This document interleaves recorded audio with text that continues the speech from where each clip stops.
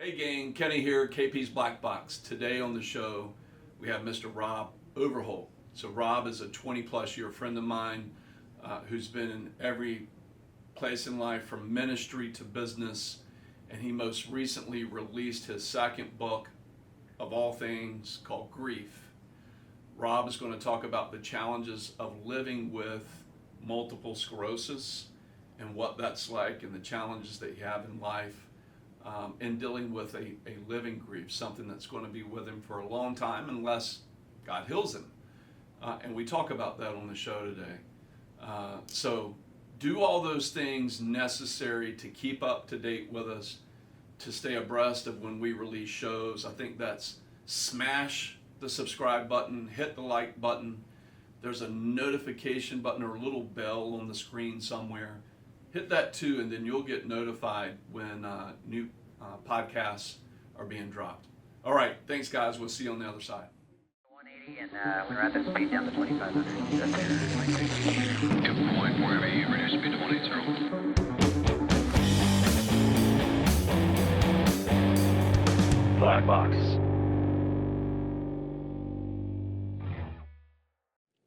You know, I saw this laying on the couch, and I just finished an interview with Lady Amy Darby, who is the founder of a foundation called Eliza Hope, and she lost her daughter Eliza to seizure disorder, and she was autism. That's horrific. And we talked through grief and how you deal with grief, and you know, some people get absorbed in it and lose all sense of hope of life.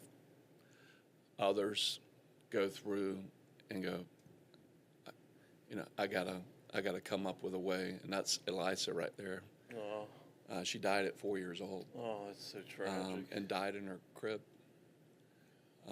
That's a pain that, Yeah, that's the one that I'm like, whew, I'm glad God spared me that one. right. And the crazy thing is that we were talking about these micro moments.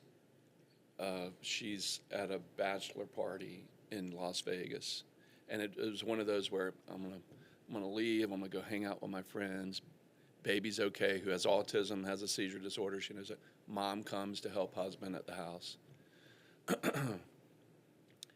and her mom goes in to check on Eliza, and she's not moving. Yeah, she's gone. And she said the way the covers were pulled back, it was like an angel picked her up. Gosh.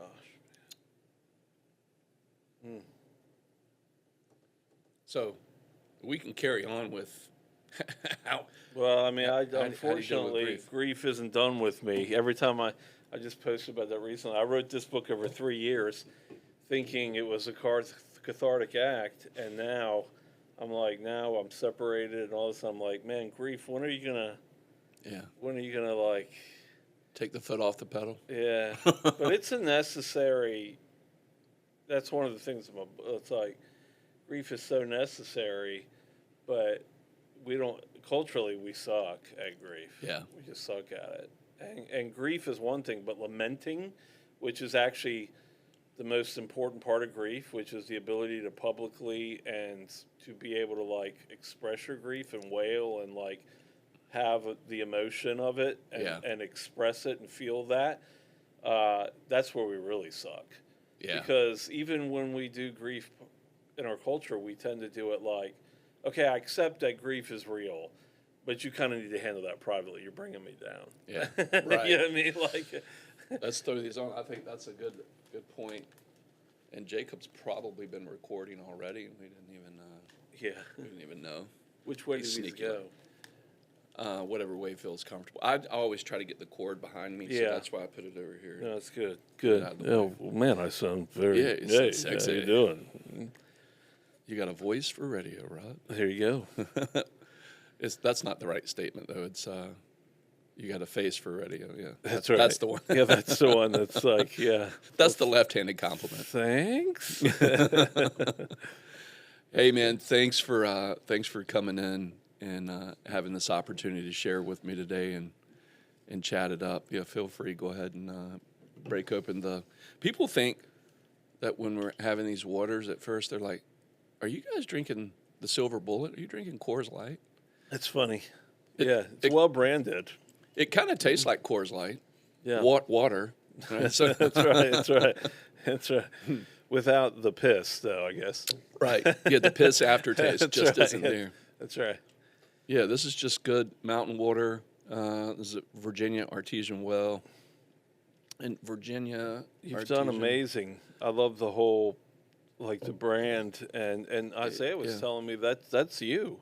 Yeah. Yeah, like you've done all the branding, and this place is gorgeous. Thank you. Yeah. Yeah, most people when they say, "Oh, I got a podcast studio," they're like, "Oh boy, Yeah, I know. we're gonna go in. We're gonna go in your closet." Yeah. That's what it is in my house. If I were to tell you, come to my podcast studio, that's what it would be. You know what, man? That's I have my sweaters there for soundproofing, and yeah, That's cool. yeah. When I record tunes in my room, that is literally I open the closet door, and that becomes a part of the soundproofing. I mean, it makes sense. Yeah. So it's natural, right? Right. And Yeah. it's certainly a lot cheaper than the crazy thing I did here. Yeah, no, but this is impressive. This is I feel like I'm going. That's why I told Jacob. I said, I feel like I'm going to Joe Rogan. Yeah. Well, I was like, Joe is like my podcast hero. As many guys who started podcasting, he's not really the grandfather. There's the other guy out there that is known as the godfather, grandfather of podcasting. I can't remember his name right now. But Adam Curry. Adam Curry. Yep. Ah, The voice from the room. I know that was nice. Yeah. That was nice. But, Joe has just done it at a superb level. And you can have a person be on camera with him for 3 hours and you're still engaged. Yeah, I know. I saw recently. Yeah, somebody was on for like 3 hours, and I'm like, that's a lot. That's a lot to carry. Yeah. And they do it well. And it's really good content. And the beautiful thing is that with podcasting now, like with YouTube, Spotify, you can have, you can get to the meat of what is it you want to listen to or hear about, and then later go back and taking the full. Yeah. It's changed from zoo morning radio fad that was so big when we were young. right. Do you know what I mean? Like Z104. when everything was just always like, and like FM 99. Who was that? On Henry FM? Del Toro. Yeah, the bull. Yeah, the bull, and that's right. The other guy. Yeah, Mike and the bull are. Mike and- Yeah. I used to listen to those guys. Man, when I would deliver papers, that takes me way back. Oh God, Virginia Pilot. Yeah, I would deliver Yeah. papers in my truck back when I was a teenager, like probably 17, 18 years old, and listen to those guys in the morning and chuck papers. There's Boy, a things have skill set changed, to huh? that. Kat's stepdad, who's in California now. Shout out to old John Hendrickson. John and his father threw papers for the L.A. Times, Wow. which was one of the largest distributions, and they had one of the largest. They kind of did it like franchising, and so they had one of the largest routes in Los Angeles Wow. for throwing papers. And John used to take Kathleen and Wayne, her brother, with him. And she goes, what we remember is that John would literally take the seat out of what, it was like a Datsun 210 or whatever the car Yeah. was. Little bitty 4-cylinder car, Yeah, I had a But it buddy was who had a Datsun 210. loaded with newspapers. Oh, yeah. And John would drive and sling a newspaper, perfect placement on a front doorstep. Oh, you get good at it. Yeah. I had a little pickup truck. I had a little Dodge Ram pickup truck, and so my entire floorboard and front seat. And then on Sundays, where the paper was bulky, I had to go to the bed too, Oh, Sunday and then papers. restock. Oof. You know, Right. but most days it was floorboard, and so you just grab, and this chuck is actually much harder than the over chuck, over the top. Over the top. That one is more fun. It was more fun, and this is not what I thought we'd be talking about, but it's pretty fun.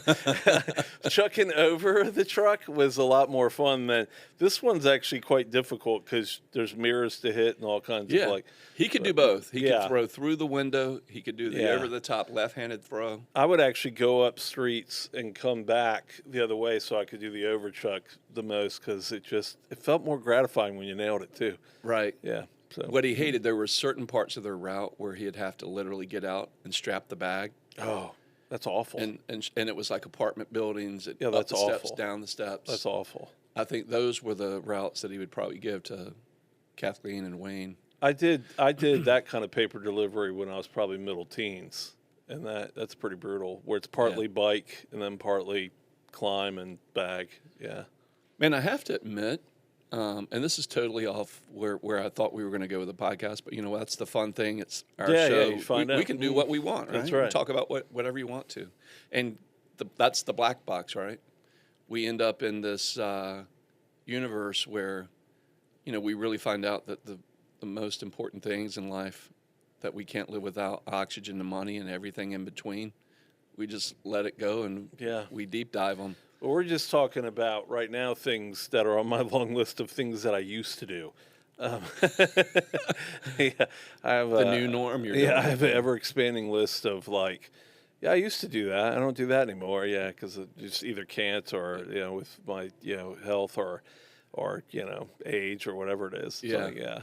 Used to do those things. Those are the days. And my little truck was a stick shift too. So imagine you're driving a stick shift and checking papers. That's a lot of. So we're bringing stuff up that young people who are watching these podcasts have no idea what we're talking about. They're like, stick shift. What is that? Yeah. And paper throwing. And so I'm going to take it back to the paper thought I had. You're making me be a little reminiscent here in a way where I'm like, I'm missing the Sunday morning paper now. I don't even know if the Virginia Pilot even offers a Sunday morning paper anymore. Yeah, I honestly don't know the answer to that. Yeah, I think they do because my parents are still with us and they're pretty committed to the Sunday paper. So I think that's still real. Wow. But I do think there's something about that I think is missing. It'll be interesting to see where culture goes to me on this because there's something about the tactile and the thing that you hold, like a book. Right. There's something about even tablets, which are wonderful, like Kindles and all that. They're great.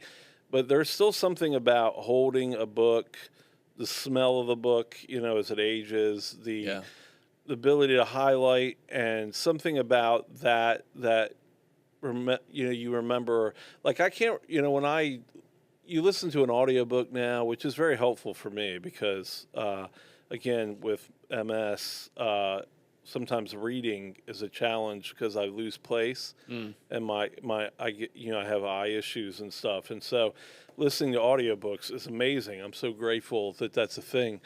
But you can't remember nearly as much. You don't retain nearly as much as when you had it on paper and you saw it. And there are books that I read 20 years ago. I still remember the page number. I could go right now and grab a book, off my bookshelf and go, I read that on page 204 of this book.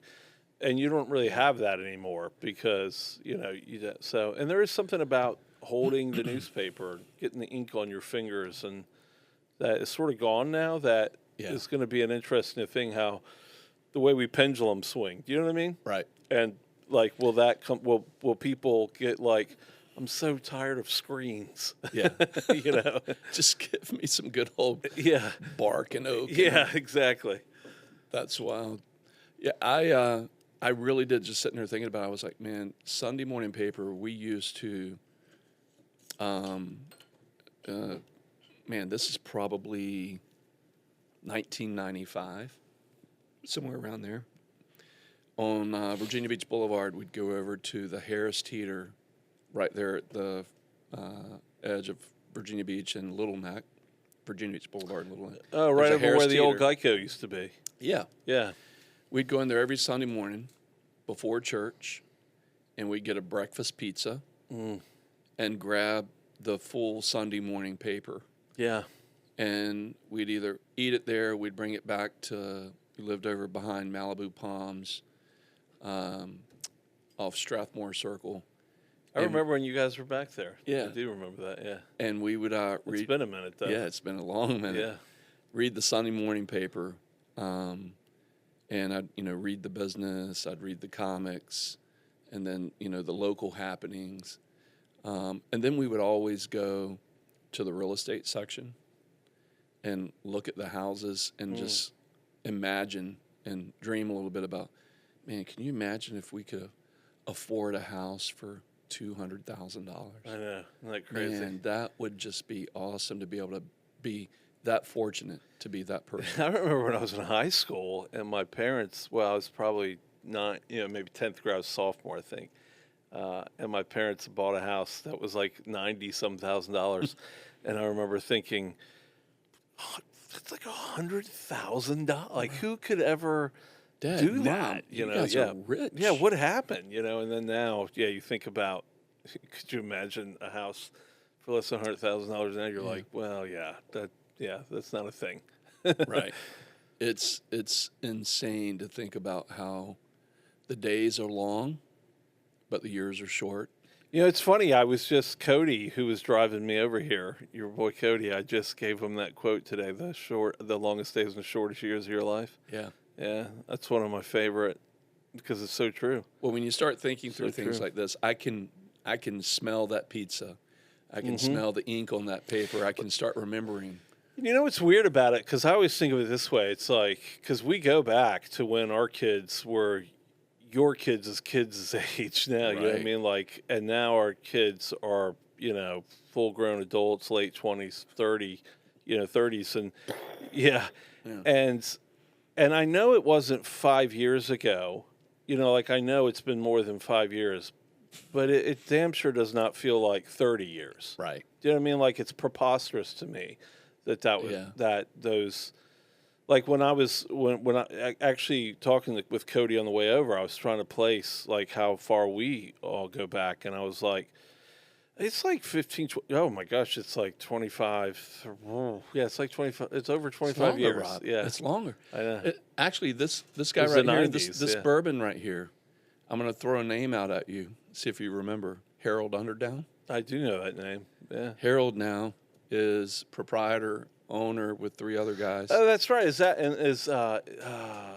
a Lisa? Lisa? Yeah. Okay. Yeah, his wife. Yeah. Okay. That's right. Yeah. Okay. That's awesome. She Back was to the London she Bridge was Baptist. Yeah. She was like former Seattle Seahawks cheerleader or something of yeah. that nature, wasn't she? Yeah, that and Harold's always like, yeah, everybody knows my wife was a cheerleader. Of course. He's like, yeah. It doesn't matter how good this gets. It's going to be like, wasn't your wife a Seattle Seahawks Right. cheerleader? Harold, like most men that I know, including we all married up, right? Yeah. We all just like we won the lottery. Yeah. And how did we get those girls to like Well, us? yeah. So pretty So- wild. Yeah. So, yeah, man. I didn't expect we'd wax nostalgic this much. Yeah. That's so. cool. I mean, that's the beautiful thing about being able to pick up with old friends and talk through those old times, but be able to share some experiences and then share with an audience that when you have when you got a lot of years that you can lay out, there's a lot of experience that we can document in that and talk through. And sometimes it can be, the word I used with Amy in the previous podcast was, it's really cathartic sometimes to just go back and think through that. And one, it can either spawn or make you more thankful, or sometimes it can make you go back and go, man, I have a lot of regret that I have to repent, right? Use those churchy words, have to go back Regret is a tough reconcile. thing to live with too. It's Yeah. a tough deal. Yeah. Well, yeah, no, and it's great. It's like that. That's really, yeah. It's so true. I mean, I feel like my experience with the Porter family, with your clan. I've known you from the days of certainty into the days of mystery.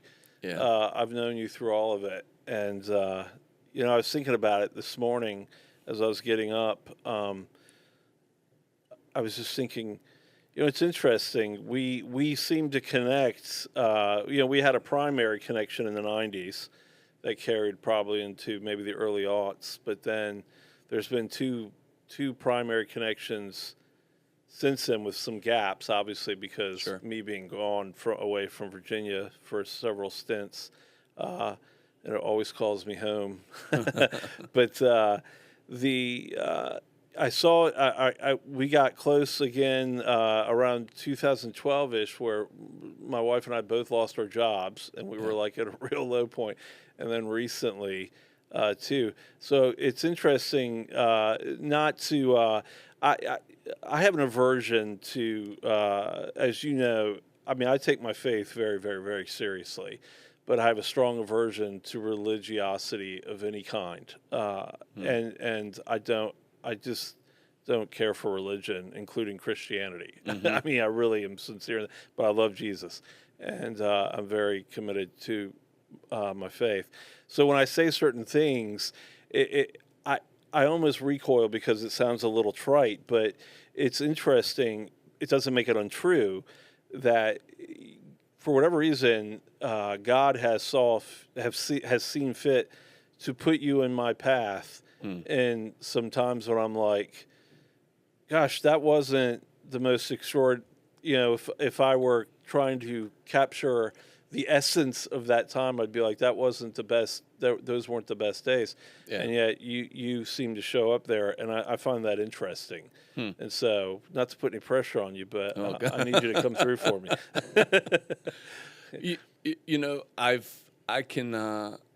I can second that in a lot of ways, because as I was thinking through, some of our connections and over the years, and watching people's journeys from afar,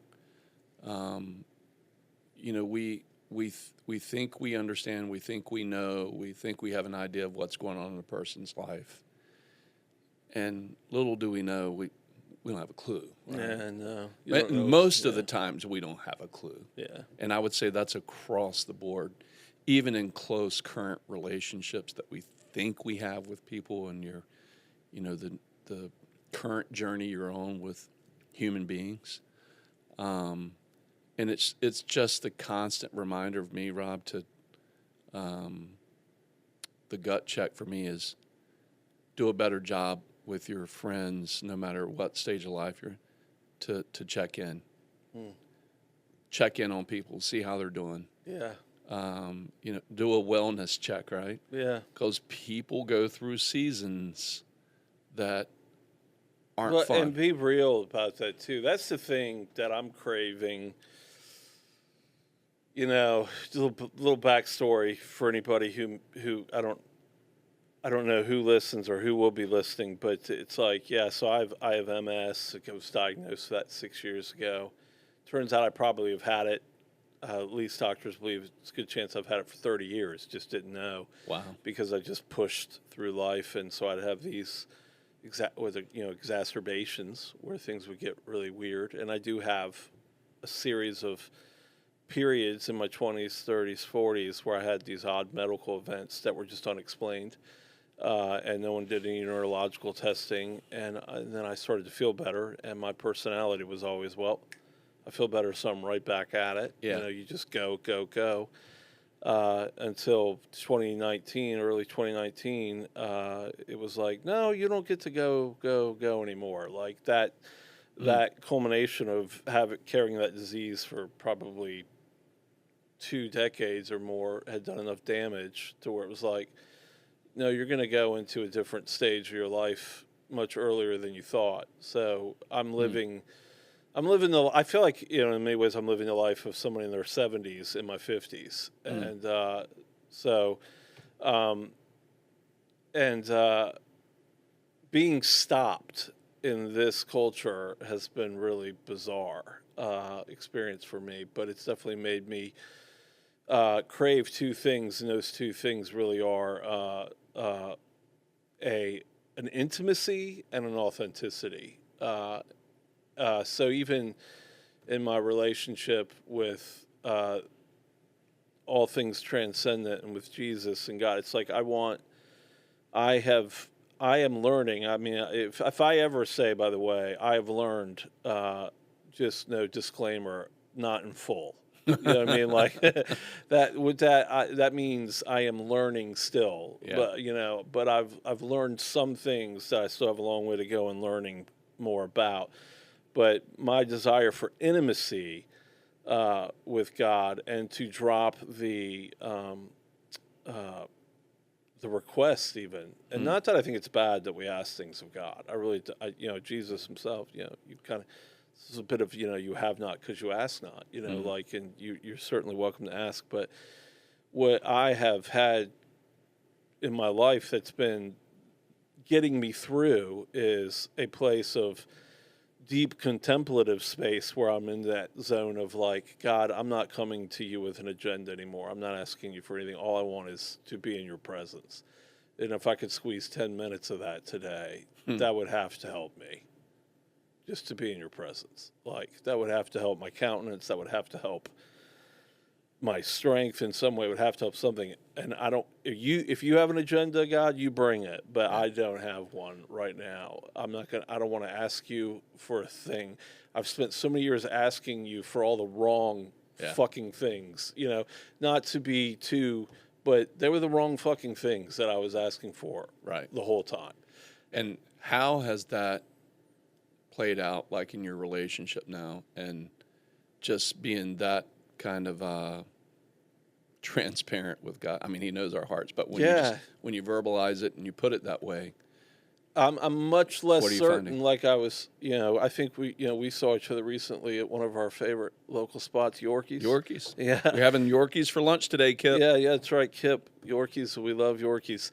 But I think I told you then, it's like I'm much more comfortable now in uncertainty than I've ever been in my life, because really most of your life is about control. It's about and who is in control, and the myth that you have more control than you actually have, which might not sell well in your pocket. You do finance, which everybody's wanting certainty, but you deal in markets that are as uncertain as anything in life, right?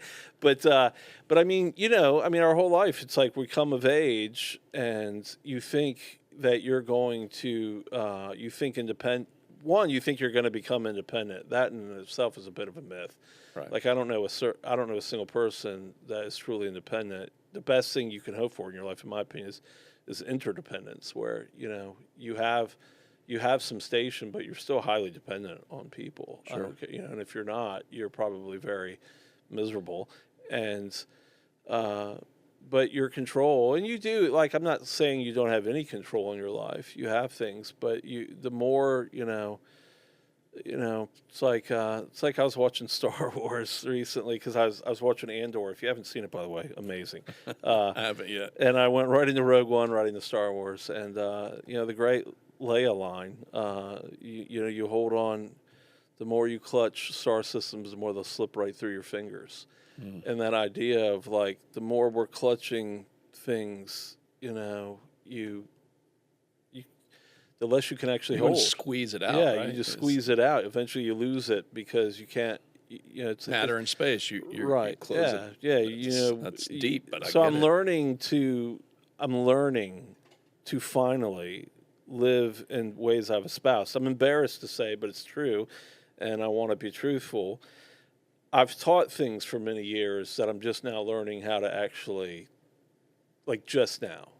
I mean, I think I've taught an open-handed existence for 20 years of my life, in churches and corporate places and different venues. But I'm just now like scratching at the surface of learning how to open my hands and say, I got no agenda. Just fill this, if you will, God, with whatever you want. Not fill it with money, not fill it with like confidence or, charisma or like, joy or any, just you. And so I'm learning a lot about being comfortable in uncertainty, which I think is actually faith. Do you think, and this is I'm sure it's a loaded question, and hopefully I don't offend you by asking it. I'm pretty hard to offend. I'm gonna try. All right, I'm gonna try. All right, go for it. Go for it. Do you think MS and having what's typically diagnosed as a lifetime illness, do you think MS helped you come to that reality? Yeah, no, thanks for having the courage to ask the question, because there's no doubt. Like, it's outside of the the space of my theology to think that God gave me MS, because I don't. That would be wonky to me. Mhm. I think it's life. I'm in Yeah. a pool of people, and there's disease in the world, and I got one. But I definitely think that, like in all things, in master stroke of genius, it's like, yeah, MS has been a strange gift to me. It's been a pain in my ass, and it's been a gift all at once. And I mean that both with great sincerity. I hate it. I hate it. And I'm thankful for it all at once. And both those things can be true at the same time.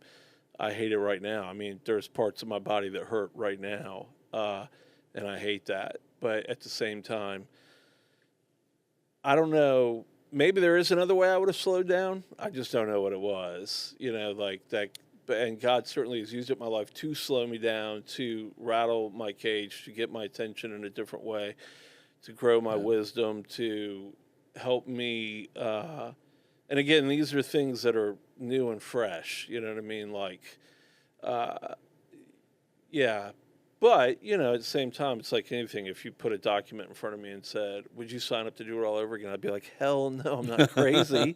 That's stupid. Yeah. But at the same time, I don't know I would trade it either, because it's out of my jurisdiction. Do you know what I mean? It's like, that's the thing that's, and it's my reality to carry. I was thinking about this yesterday. This was a band I used to listen to back in the day. Me and my buddies who are all played in bands back in the day. There was a band called The Alarm. They were a Welsh band that, in my phase where I loved all things UK, they were a Welsh band. And they had a song called Absolute Reality. And I think about that a lot now, because the hardest thing I've had to work on in my life, from a mental health perspective, from a is there something I'm missing? Well, I can always see out of the corner of my eye when a guest says something, Jake goes to fact check them. Oh, nice. Yeah, there you go. There's the alarm. Bam. Look at that Yeah. hair. This guy, Mike Peters, he was the lead singer. That's the hair band days, of course, right? Rob, did you had some hair like that at one point? I didn't did. you? I just posted about it on Facebook recently. I had a Did you? mullet. I had a mullet in the 80s, yeah. Yeah. If Jake wants to check that out. There's find your photographic Facebook evidence out there that. But Mike Peters, the alarm, actually just passed of cancer. He had like a 30-year battle, but his 30 years with it were about as inspiring as anybody I know. Just how he lived courageously with it, in spite of such a tyrannical disease. There's the photo. Yeah, that's me. That's me with a mullet. Wow. I was rocking it, man. You Come were. on. That's pretty. I mean, I'd dig me. I'm just kidding. No, dude. That's I'm sure back in the day, any dude with a guitar always looks like 10 times more gorgeous than what they really are. Yeah, So, 100%. Whether you play it or not, and as you can see right there, I'm not even playing it. it just looks good loaded. yeah, so let's back this up a little bit. I want to come back to that thought, but just so people can be aware, Robb Overholt, I didn't do a good job of introducing you today. I'll do that on the front side of the post-production. But, you and I grew up together early days of church. I think we met years ago through London Bridge when it was called Baptist back then. And, Yeah, that was the in 90s. our Baptist days. Yeah. And before that, though, you had a life in Hampton Roads. You were a pretty well-known artist for this community. That band was pretty popular. Well, there were two different bands. I had a band. That band was a band called Seven Bridges back in the 80s. And that band, that's where we cut our teeth. We grew up on things like we grew up on the post-punk music that you didn't have to be a musician to be in a band, and we believed that, and we proved it, actually, because we weren't very good. But we learned our craft together, which was fun, and that's what that band really was. And then there was another band I was in the 90s called Telling Tales that was much better. More refined. Yeah. It was a better... Although, we that band there, we did get to do some amazing things. Didn't you play at the Boathouse and Yeah, I mean, all those venues back Venues in the back then. day, we opened for Driving and Crying back in the day, and other band. Yeah. There were some Athens-based bands. That was a big movement because of REM and all that back Right. in that time. But yeah, we got to travel up and down the coast and kind of live a little bit of Rockstar life. yeah, a little bit of that, and it was disorienting, and it was. But we were determined. We had a lot of chutzpah. We just didn't. It wasn't pointed in the directions our parents were hoping it would be. Right. They were Now, yeah. instrument-wise, you play guitar. You Originally, play- I started playing guitar. In fact, in that photo, that was my first little guitar. It was a little Fender Bullet. I think it was even 3/4 scale. It wasn't even a full-blown guitar. But I started playing guitar in that band, and then fell in love with it. And yeah, over the years, began to play all the core instruments of what Yeah. would be a bass and keys and drums. And I can't now. I've regressed back because of MS. And I can't hit drums anymore or anything like that. man. It's just too difficult. And even playing, I have to be mindful. But I'm grateful because I did lose for like 2 years. I lost playing guitar, and it was very, very, very kidding. sad to me. But I got it back. I was grateful through some, I think, a miracle and some really good occupational therapy. Wow. Those two things gave it back to me, and I'm really Was super that stoked. a mind thing? Like your neural pathways just Well, wouldn't yeah, a really- lot of it, like MS, also plays tricky bits with you because you're if you don't know anything about MS, which most people don't, and I didn't. It's the best I've ever heard it described. It's like a drop cord, like an electrical cord. If the coating that protects it was torn away, and someone took a piece of tissue and wrapped it around, it's like, well, that's hardly a fix. That signal is either going to be damaged or late or deteriorate to the point that soon it will be. That's kind of what happens with multiple sclerosis. You get these scars in your nerve, in your central nervous system, where the myelin sheath that's designed as your coating around your nerves to protect it gets eaten away, and scar tissue is what replaces it. And so you get the these, body's trying to heal it, trying to make it but right. it can't, and so you end up with these lesions, these scars. Multiple scars is literally what multiple sclerosis means, and so these signals are either damaged, late, or never arrive, and it just wreaks havoc because you end up with lesions in your brain and on your spine, so your entire central nervous system. And so a lot of what you battle is retraining your brain and discovering what your brain has. And so for me, by the time I was diagnosed, my brain had been overcompensating for so long for things like, this path isn't working, so it must be this one, and creating a neural pathway that doesn't actually get you the desired result. So there was a lot of retraining and some fascinating discussions with brilliant scientists and doctors, even at Mayo Clinic up in Rochester. I remember they were telling me, well, they would tell me what the problem was and what my brain was doing and what it needed to be doing. And so I would give a willful command to my brain to like do the thing it should be doing, and I still wasn't able to perform it because my brain was overriding my willful command and to protect me, even though it was doing the wrong thing. It was and that conversation about my brain is not listening to me to protect me, but doing, and you end up like, wait, who's in charge of my brain? You know what I mean? Like, aren't I in control? And it's like, no, turns out you're not as much as you think. And the brain study to me is a fascinating thing. We could do another whole podcast just on the brain, because to me, what's fascinating about the brain is everything we know about the human brain is because of the human brain. And we still don't know everything there is to know about the human brain. Yeah. Do you know what I mean?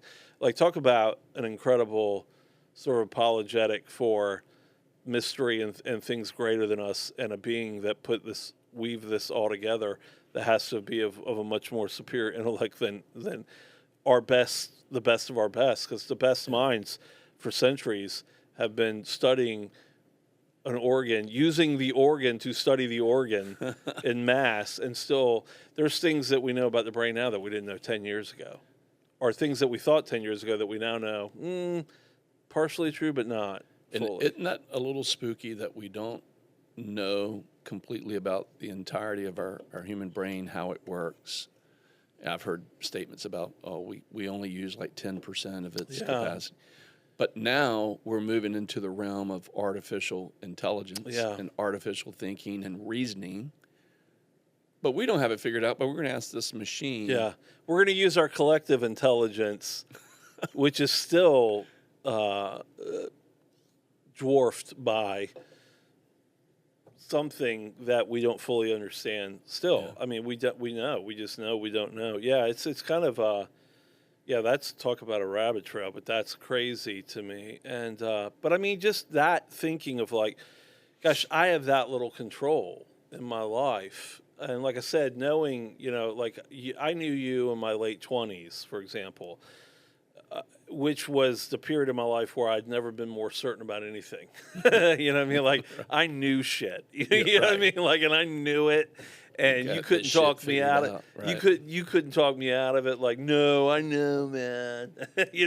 And you go through that whole thing where the generation before you was full of it. Right. You know, they don't know. We know. And then you go about the business of finding out, no, I don't know nearly as much as I thought I knew. And I'm getting more.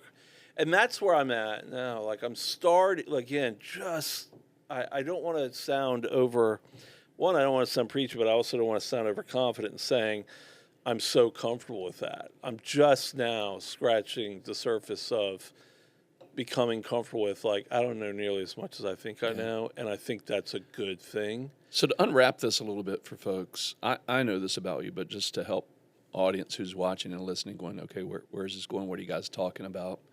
You've used a few words, apologetics. You've used preachy. They're going, is this guy a rock star? Or, did he do music or was he a preacher? So there was a period where you had a conversion. Yeah. Right? We'll just call it that. Well, yeah, however you want to call it. I mean, I think I grew up in a home that was fundamentally religious. My mom was a believer. I have no reason to doubt that was sincere. A lot of issues in the home. Yeah. Lots of issues that, for the sake of people I love very much, that I'm going to just leave it there.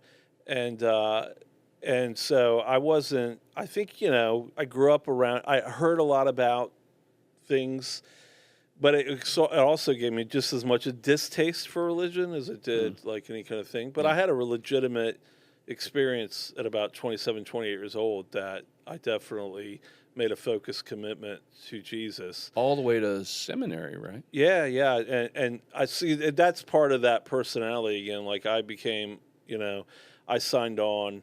You notice there's certain words I still avoid. Like some people out there would say, I got saved. I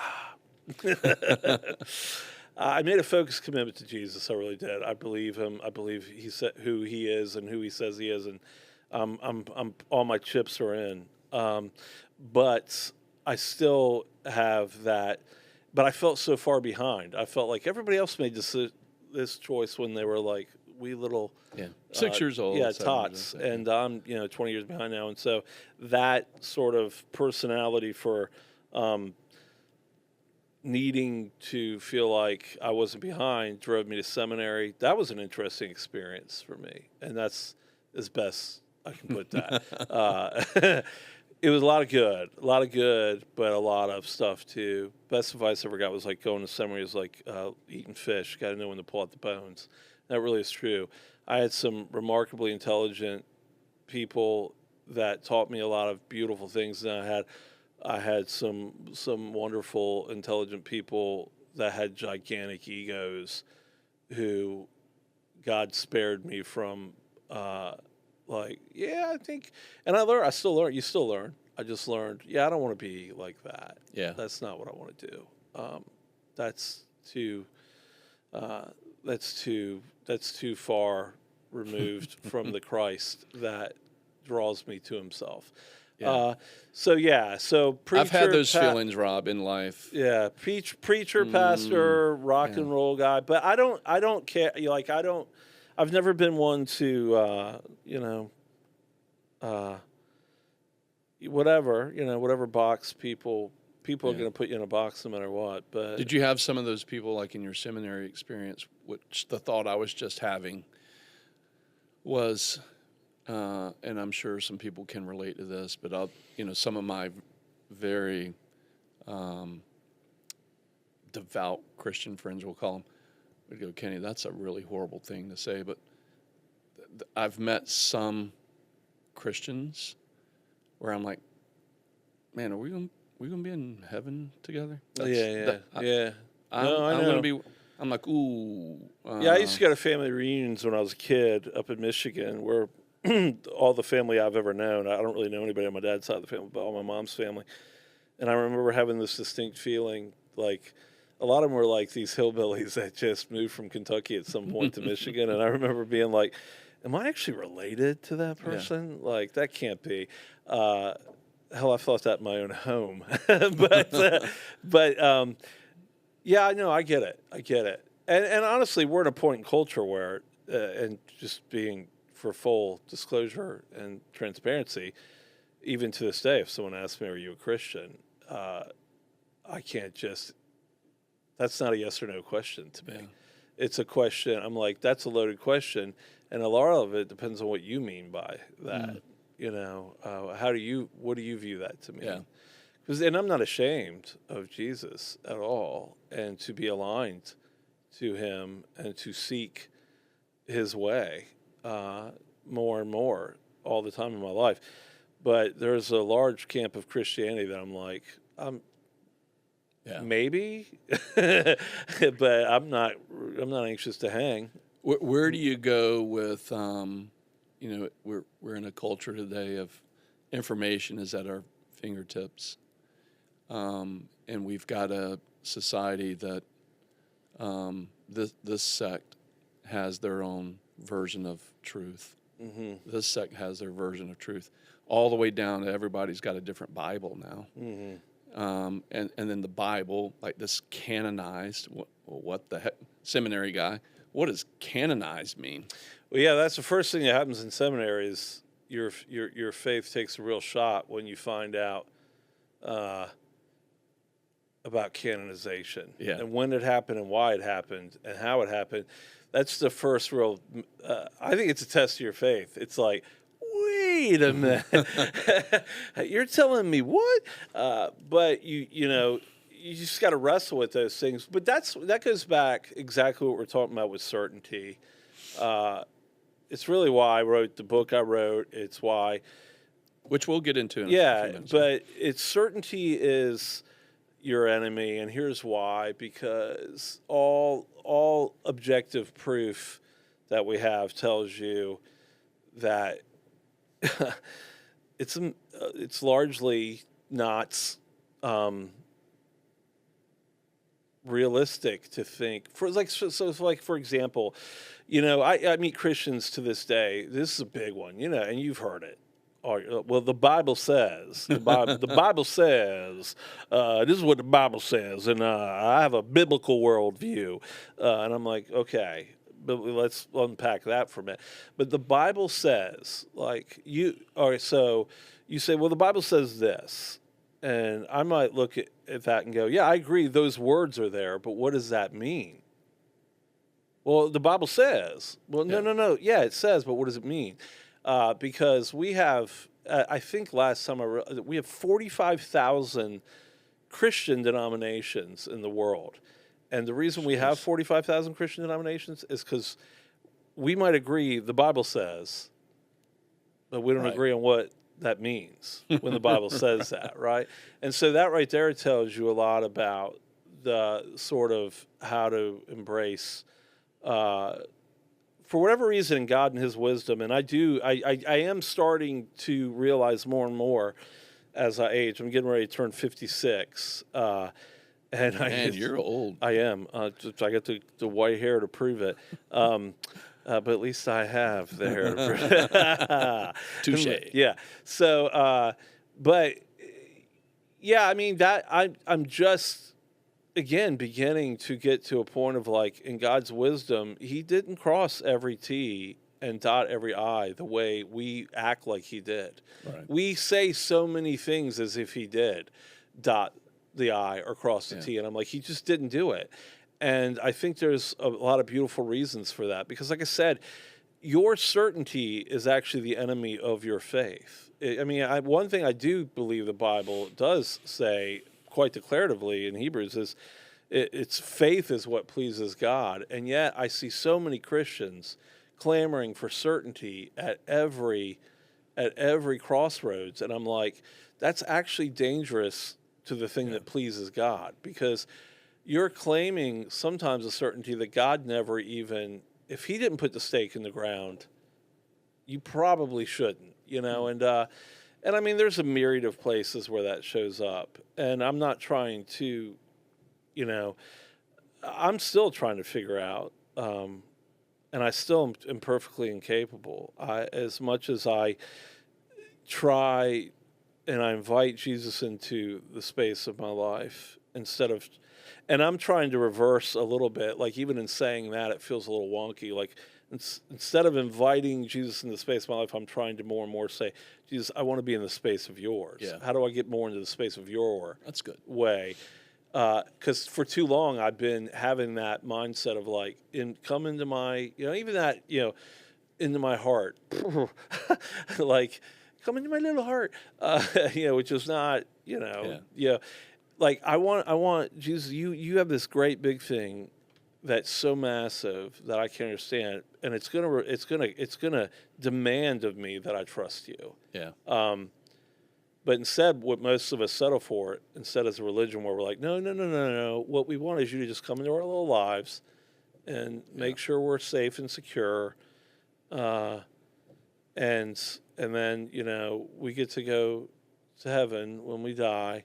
And I just, I'm trusting that, getting to a place in my life where people go, somebody asked me the other day, it's like, what do you think's going to happen to you when you die, Rob? And I'm like, more and more, I'm like, I have no idea, but I'm good with it.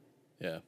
I'm good with no idea because I can still trust the one I believe that I've put I've anchored to, that it's better for me than now. Yeah. It's going to be better and better. I saw a post on Instagram, a couple weeks ago, and it was talking about artificial intelligence, and it was talking about the sciences of human head transplants that we're very, very close.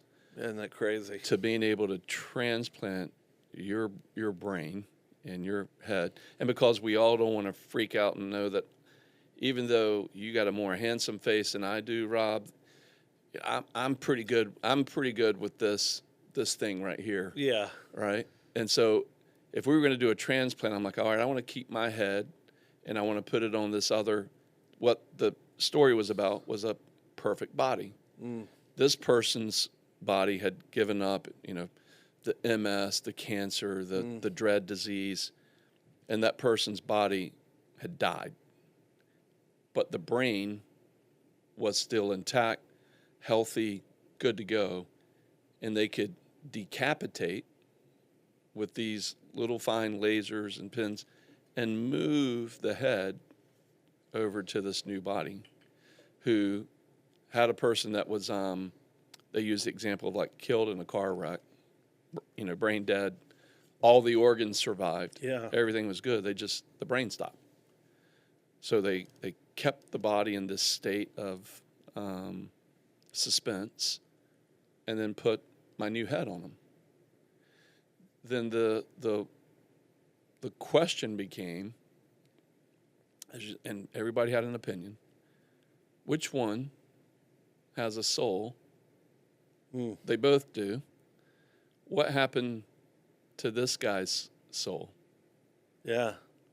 And then your soul that you left over here, your heart, right? So where did in salvation, when we're trying to define these Christian terms of, your mind, body, spirit, what happened there? And man, I started going down a rabbit hole with that and thinking through that and going, well, this person died, so their spirit left their body and went to heaven.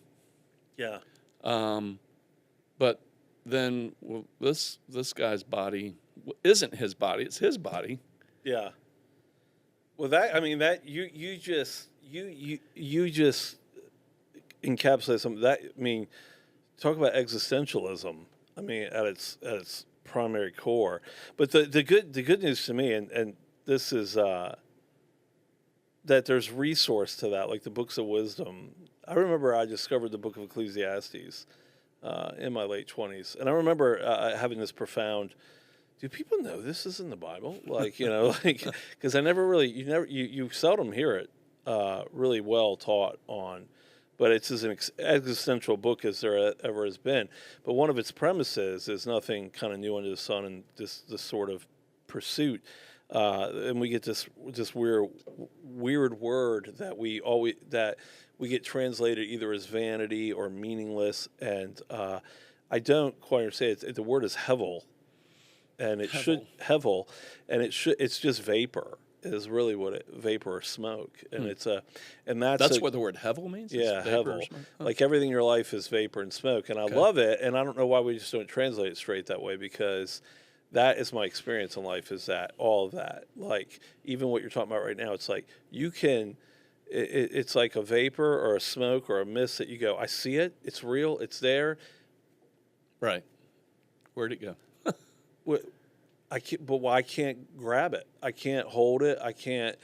And you are going into a realm to me that are not you, but like that thing is ensuring that actually those words, nothing new under the sun, is actually true in an odd way, because some might say, well, that's not true because we've never been able to do head transplants before, right? Yeah. So that's a totally new thing. But it just enters back in the same old question. The question that is not new. Right. Well, then what happens? Right. Is that who's the real person? What's the real? It's like, what's going to happen to the person? And that wrestling that's been around since the foundation of when all this began, that we're still doing now, which is, and that's important to do. I mean, I think the most important thing about theology, and this is why Christians make me nervous sometimes, because these theological questions and these big questions, regardless of how you come into life or what you believe, you could be an atheist, but you've wrestled with them. You have some form of theological position because you've wrestled with the big questions, and they are important to wrestle with. It's the people that say with absolute certainty all the time that the only part that makes me nervous about it is when they don't hold room for, but I might be wrong. This is what I think. And that's important. I don't mind you giving your opinion. In fact, I want you to give an articulated opinion, and I want you to have a passionate opinion that you've put a great deal of thought in. But I also want you to carry it with, but a lot of really intelligent people have disagreed with me. And I could be wrong. I actually could misread it. I could actually have this wrong. But this is what I'm doing, and here's why. And what you might be surprised, and this is what I'm finding in my own life, future you might disagree with you. You know what I mean? Yeah. Not just somebody else. A more intelligent version of you might go, yeah, I was wrong. Yeah. I don't think I had that right. Or I don't think I had it complete. I think I had a slice of it. And I was so sure that slice was the entirety of it. And what I'm starting to realize is it was just a sliver of a more complex thing that's true, and I think that's where we're at in a culture. Like, we fight about things that I'm like, I think, like, I watch this all the time. You watch a Republican and a Democrat fight, and I'm like, here's what's scary is I think you might both be right about what's true. You're just looking at it from the other side of the scope. So, like, if it's it's like you have a sliver, and this other person has a sliver. And they're both true. They're just different. They're just different parts of the truth. Yeah. But you're convinced that your sliver is much larger than it actually is, and so are they. I had a really smart. This is a NASA scientist who shared this with me, and I'm going to actually try to get her on a podcast here soon. Nice. She's part of the Dragonfly program, and we were talking through. Oh yeah.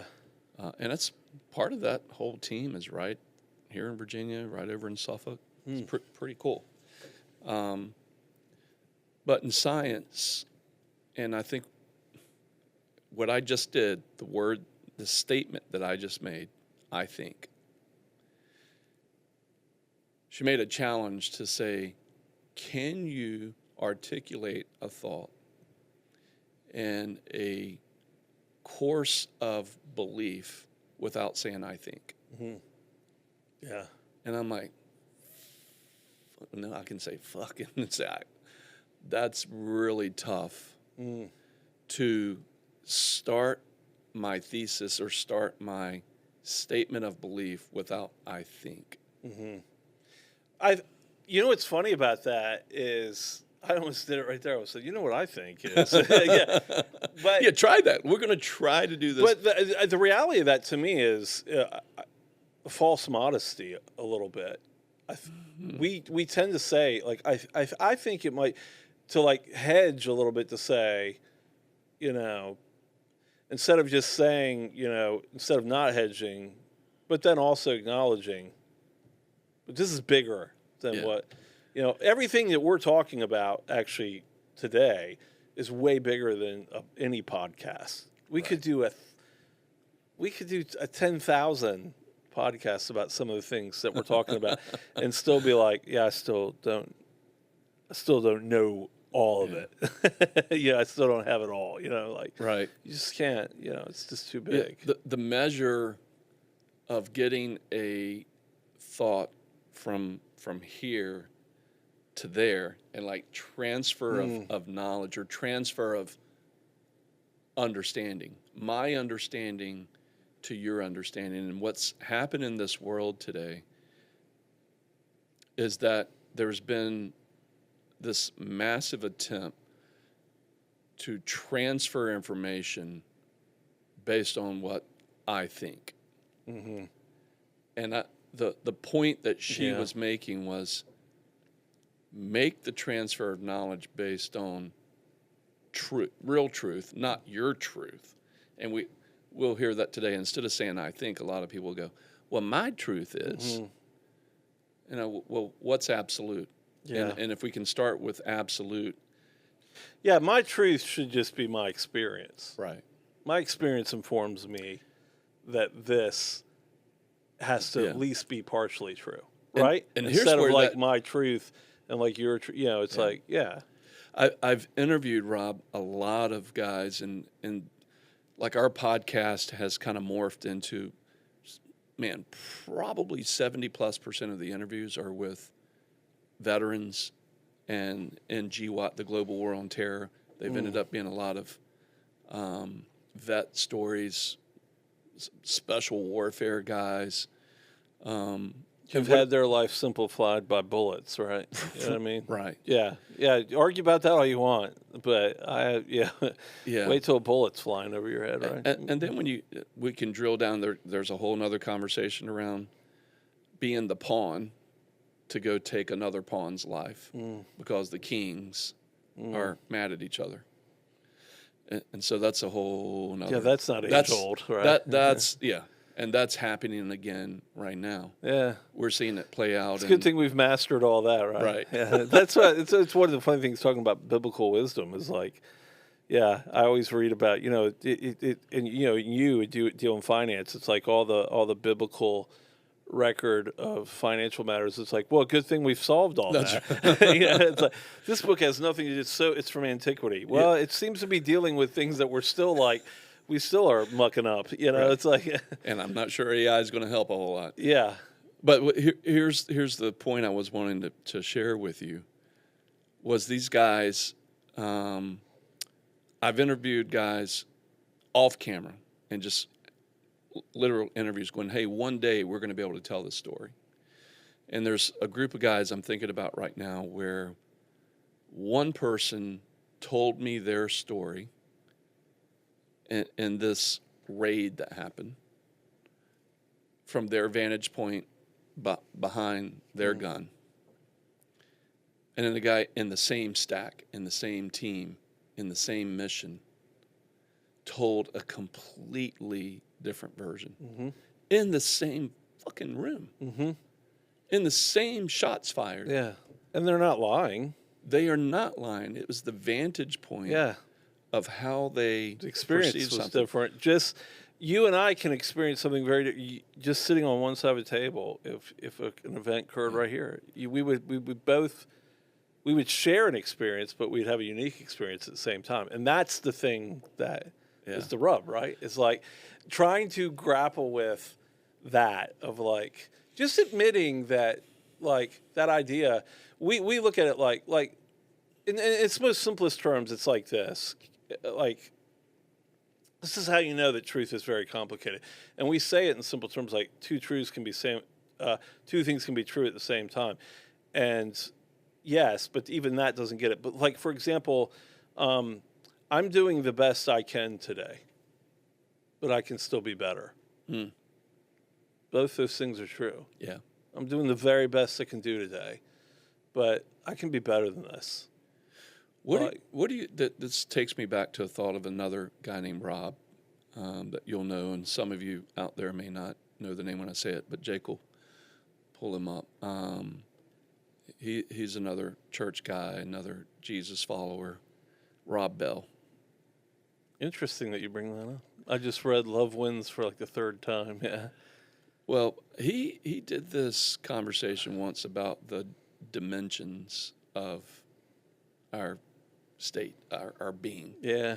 And that most of us will stop at admitting or having a finite understanding of maybe we're in 4 dimensions, 3 dimensions. Mm-hmm.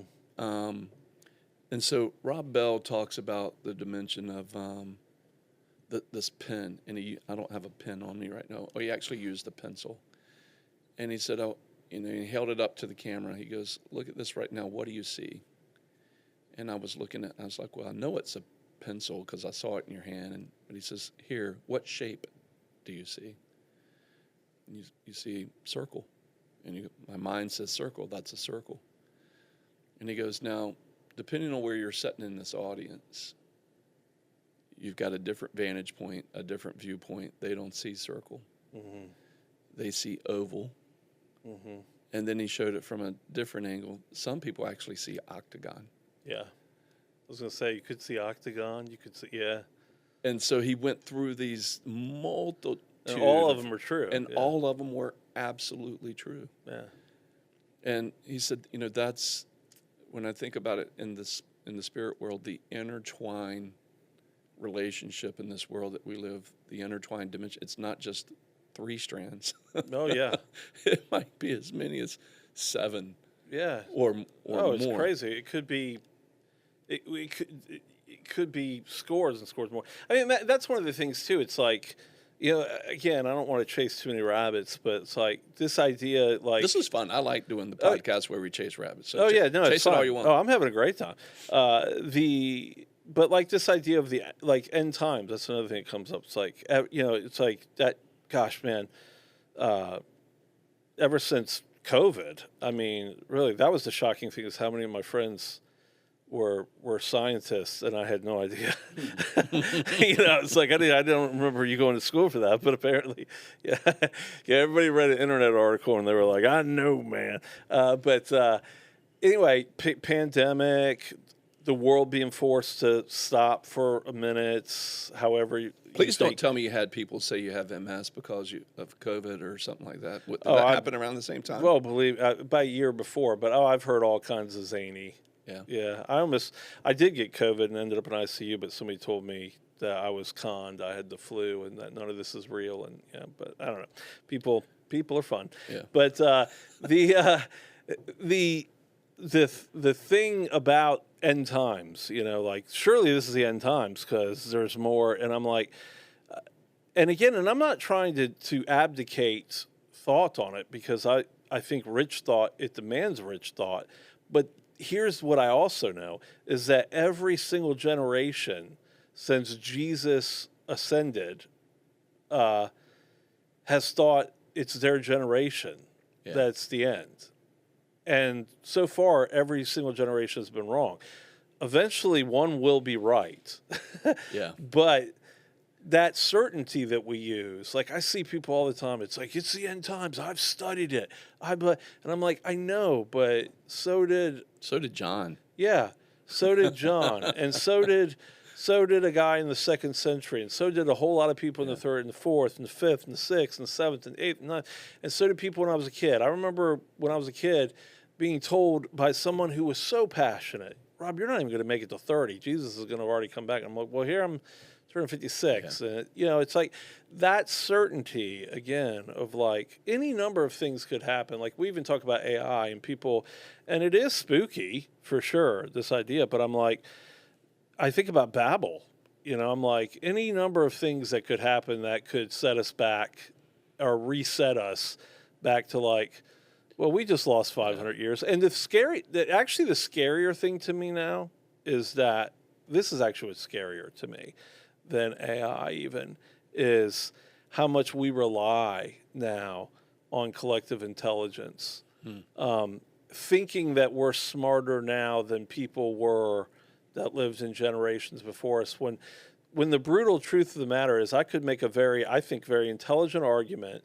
No, I don't think I could make an intelligent argument that some like a farmer that lived 200 years ago was far more intellectually astute than the average person that's college educated sometimes today, because farmer 200 years ago had to know soil and microbes and all kinds of and win this and to put eggshells on your tomato plant, blah, blah, blah, and all that.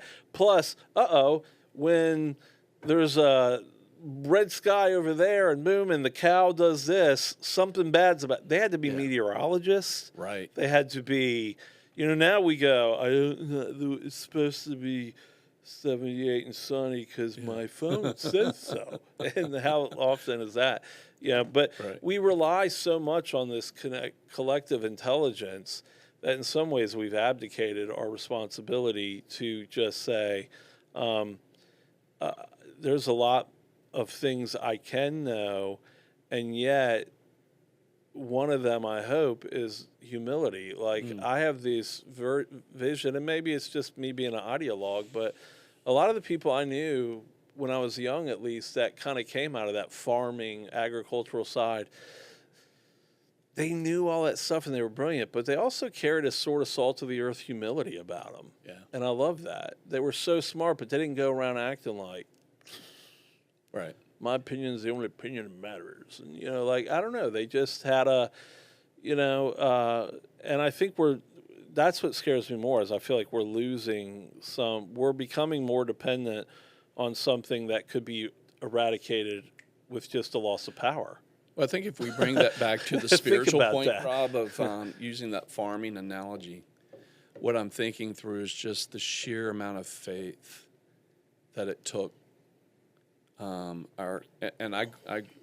If we go back and look at the Porter and Pendergrass on my mom's side, family history, they both came out of these farming generations. And what's beautiful about the faith of a farmer is that they trusted the process. They didn't know it was going to work. They didn't know the famine was coming until it was already history, right? But the farmer and the concept of spreading a seed and putting the seed down on what you've previously known to be fertile soil. And you'll plant that seed, and some of that seed will come up, and some of it won't. There's all these factors that come into play. Variables that are just out of your... But you have to have the faith to go, look, I have seen the substance of this. I have the evidence of it. And I'm going to continue to follow this process, put the seed down. And now I have still responsibility in that, which is life. Life is cultivation. So I got to go back. That plant comes up. That's the one I want to eat. But this other little plant comes up, wants to eat too. It wants to choke it out so it can live. Yeah. And I'm like, I don't like eating briars or cockleberries. I'm going to pull that weed out and let this one flourish. And it takes a process, right? It takes the cultivation. We live in a society today of, oh yeah, I'll put some seed down. Let's harvest it. Yeah, I want to plant and reap. Yeah. All in one Which afternoon. creates all in one afternoon. in my mind's eye, it creates this instantaneous grief and depression for people. Well, that kind of it's greed is I think is what it Yeah. is. It's a greed for I want right now. I don't want that wait. I don't want that Yeah. process. I want right now, and that greed always produces grief. Yeah. Because it that's all it knows how to beget. And I do think it's funny you mentioned that because part of my MS and being slowed down and everything has made me part of this journey that's been very strange has made me want to seek things that go slow so I can see the beauty in the slow. So I actually do garden now. I have a very little raised garden bed in the backyard where I stay now, and it's like I got some tomato plants and some cucumbers, and I love and I've learned how to slow cook over open fire. Unfortunately, I can't physically do it as much as I'd like because my body won't allow it, but when I can, I have taught myself like, okay, I'm going to build a fire and I'm going to look here and I'm going to cook and this is going to take hours, but when it's done, it's going to be amazing because it's low and slow, like at its truest form, right? Instead of I'm just going to turn on the gas grill and throw these steaks down. To that point, that's Jacob turned me on to a podcast about a father and his three boys up in Alaska, and it's called Outdoor Boys. Have you seen it? I haven't. But He just launched his last podcast. He was like, it just got so big, so fast. He basically just needed a break. We'll give him a shout out. Outdoor Boys. It's He doesn't need it. he doesn't need our help. Maybe I can get some help back from him. But I mean, hundreds of millions of views on this guy's videos, and he was an attorney in D.C., moved up into Alaska with his family, and goes on these journeys, short journeys, but pretty crazy journeys of going into the outback, and we'll call it camping. I call it survival. Yeah. He took stuff with him. He would know how much water he needed to take for the journey, and then after X number of liters of water was drank, he's got to find a water source, and then it's got to be a clean water source. And so he would bring he's got to know how to make it clean. Make it clean, right? So walking through that journey, I mean, he's been in some crazy places. Oh, look at that! I love that, man. I've always, it's funny. I've always wanted to do an Arctic expedition. Yeah, it's the one thing I haven't done that I would love at to minus 26 degrees. Did you see that? Yeah, it's crazy. That's why you got to go with a guy like that, right? But I think that's what's interesting. What you're pointing out is like there's something about that we're losing. That ability, and I think we kind of like of the essentials and the building blocks of what those things create. We want instant. Everything in our life today. This has created instantaneous gratification or greed. Yeah. And there's something to, Rob, grieving the process. Yeah. Or just it didn't work. Yeah. I thought 80% of the time it works. But yes, that also leaves 2 out of 10 that don't. Right. What happens if... I've experienced that in business. Yeah, when you become one of the 2. Oh, God. But they're still learning. They're still... Yeah. So, that's an interesting thing talking about farming, though, because that's part of... I wrote this book, Grief, like I think I told you before we were on, that this was a 3-year period that, ironically, I thought was the most difficult 3 years of my life, but I'm learning... The journey's still continuing. Yeah, grief isn't done with me. I've got a lot of challenges in my life right now. They're just very, very painful. But one of the things that I write here early in the book is it's called Fortune Forecast. It's the second entry, and it's basically this idea that a farmer is desperately praying for rain. There's been a drought. They're losing the seed. They've already lost the field. They've been this woman and has inherited family land. It's been in her family for generations, and she's an atheist even, but she's desperately praying to any God that will listen because desperation creates an open mind, right? Yeah. And it's like she's just like, I need rain, like please tomorrow. And I write down the very same stretch of country road. There's a family, and this farmer's got some hope because the forecast is like we might actually get a decent rain. We might actually, but a little further down the stretch of country road, there's a family that's been planning this epic country wedding for 2 years. And they're desperately like praying, oh, it needs to stay dry for 2 more days. Like we're on the eve of like, we've planned all this. If it rains, the whole thing's gonna be ruined. And the mother of the bride is like, yeah, the rain is like forever, and it's gonna rain on our thing. And the bride's frazzled, and the family's like, and they're like, why God, why would this, like, why now? And it's like, it's this idea that. I'm really trying to get at is severalfold, but the idea is not everybody can get a yes. Right. Right now, someone's praying against the very thing you're praying for. You can't both get it. And two, even in that sense, you have to endure enough no's in your life that somebody else can get their yeses. And someone's going to have to endure no's that you get the things that you would want. You're not the only one that applied for the job. Yeah. You know what I mean? Tim You getting the Tebow. job means that there were other applicants that are dismayed. Yeah. You get what I'm saying? Yeah. And not just that, but the idea of rain to me, grief and rain hold so much beauty mysteriously together because rain does there's very much two sides to that coin. Rain is a fortifier and enricher growth.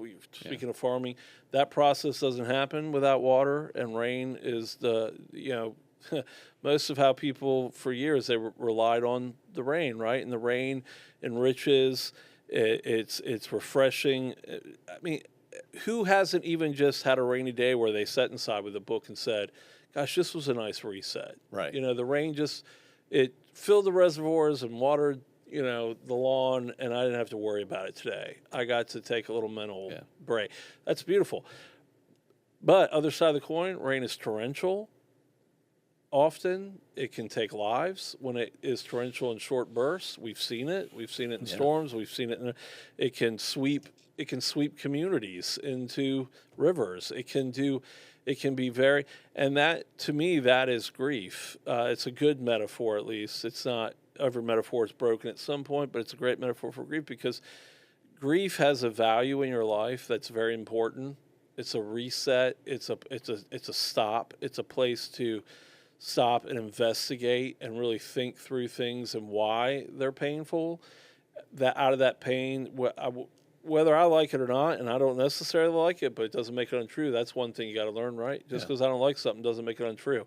Talk about this kind of culture we live in. It's like, I don't like it, that can't be true. Since, I don't know, there's a lot of things I don't like, and they're true. I don't like that I have a disease. It's true, but you have these things, but it's a necessary part of your life, but grief can also overwhelm. It can also become... When you were wreak writing havoc. Grief, the book, were you at the end of one of those grieving periods or multiple grieving, and you're like, man, it can't be any more than this. I must be. Well, at the this end book of is probably what the best thing about this book for me at this point, and it's not like it's sold millions of copies, like but the copies that it has sold, I've gotten so much feedback of how much it helped people because it's not. This book doesn't solve anything. This book just talks about the things that we all experience that we're like, here's what I'm learning. I haven't solved it. I haven't riddled it. But what I'm learning is that I'm not trying to eliminate grief from my life anymore. Like, most of us are trying to live lives without grief. What I'm realizing is I need to just stop worrying about that. Grief is going to come, whether I prepared for it or not. And am I prepared for it? And, we were talking about this earlier too, but we just culturally, we suck at grief. We just are terrible. Yeah. We're one of the worst cultures in the history of man. And I'm not even kidding about that. Just an amateur historian can figure out that Western culture, particularly the United States, as a part of Western culture, we're probably the worst grief culture in the history of the world. To the point that we memorialize things and we don't have systems for The people that we build memorials for Yeah. came home to shit that because we had no ability to let them grieve The until same resonating story from the previous guest said the same thing when she lost her daughter. Mm-hmm. She's Lebanese. She grieved and culturally learned to grieve a way that was very outwardly shown, lamenting. Yeah. And then her father in Lebanon, like the way he grieved is where she learned it, right? Mm-hmm. Not to make light of her husband or any worse, but her husband grew up in the U.S., grew up a certain way, and his grieving process was stoic, right? The way she... You put it in a compartment. Compartment. You put it in a drawer, and you don't open it. Right. Unless you're... The only time you even dare think about opening it is if you're alone and you're not going to look like an ass. Well, in your mind. Her grief was instantaneous, upfront, dealt with it, and still today, it's not like she doesn't grieve anymore. She's still grieving, yeah. But her husband is now in a season of where 8 years later, starting to grieve. It's tragic, because it will come. Yeah. And so working That's through why those... I tell people all the time, it's like, my only advice to anybody would be this. My prayer for you would be that those drawers that you close and compartmentalize all that grief, I hope for your sake that you get to open those of your own choosing at some point instead of life opening it for you. Because it's going to suck either way, but one sucks much worse than the other. Does that make sense? So what do you hope when someone reads your book, Grief? What is your hope, your prayer? What is the vision of what you would like to see them get from it? Well, mainly I wrote it for personal catharsis. In fact, when I first started writing what would become elements of the book, I just was writing them as like personal, almost like journal. That's why it's written in an entry format. Like it's like they're entry 28, entry 29, you know. I was just reflecting and trying to process my own grief that I was carrying, that I'd been carrying for years. MS exposed so much grief in my life, childhood grief and trauma. And I want to be really careful in this because we live in a time where like every emotion now is a fact. Emotions aren't facts. I don't believe that for a second. But emotions are there for a reason. And this idea that we have kind of in the United States and Western ideology is that it's all bad. It's all bad. No, your emotions are there for a very specific reason. Yeah. They're there to alert you of things, to tell you of things, and stop fighting against them. And I think if I could get anything out of people reading the book, it would be that they would feel more comfortable with their grief as learning through it and see it as under the great tutelage of a teacher that it is, because you'll learn a lot through grief, but also that they'll get more comfortable being like your previous guest, which is like, you know what, I'm grieving and I'm not gonna act like that's a scarlet letter or something I have to do in a private space.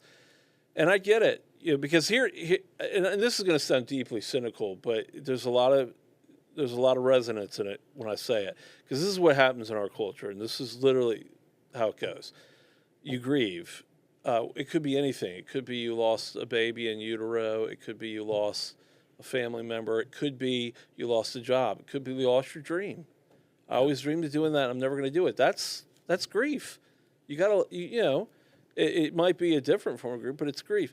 You have all these things that you're grieving, and we have to do it privately. And the proof is, like, just watch anything that happens. It's cyclical. Like, someone dies, or there's a fire at an event, and a community gets smashed, and everybody bands together and 70235 strong and all that. Their zip code and all that, and they're like, people bring meals and blah, blah. And that happens for about 2 weeks to 2 months. Is generally the average. So, for example, like if you experience a death in your family, what would likely happen for your family is you would find a benevolent community would suddenly bring meals and stuff, and they would do that. And that's beautiful. And I'm not making light of it. That's beautiful.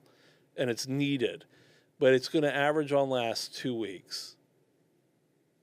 and then they got to get back to theirs. They got to Right. They got to get back to business. They got things to do. They got that, and that's life, and that's certainly life in our culture.